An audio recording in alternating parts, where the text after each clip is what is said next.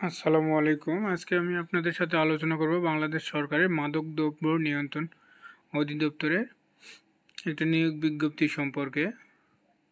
তো এখানে তাদের পদ হচ্ছে 41টা মোট পদ সিনিয়র স্টাফ নার্স বা স্টাফ নার্স 11তম গ্রেডে। এটার জন্য যে কোনো শিক্ষিত বিশ্ববিদ্যালয় হতে আপনার নার্সিং বিষয়ে স্নাতক ডিগ্রি বা যে কোনো স্বীকৃত প্রতিষ্ঠান হতে ডিপ্লোমা ইন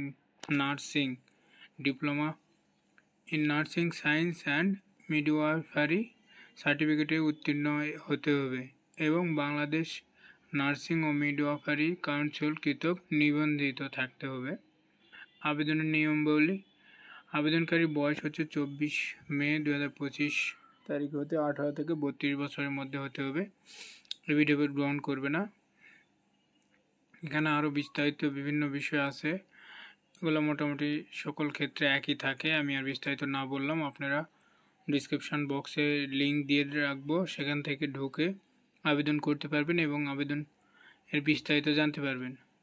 তো একটা বিষয় হচ্ছে যে আপনারা যদি ডিসক্রিপশান বক্সে এখন লিঙ্কে ঢোকেন তাহলে সেটা শো করবে না।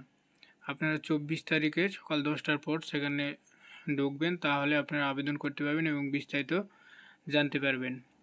তো আবেদন শুরু হচ্ছে 24শে মে 2025 সকাল 10টা থেকে 26শে জুন 2025 বিকাল 5টা পর্যন্ত আবেদন করতে পারবেন।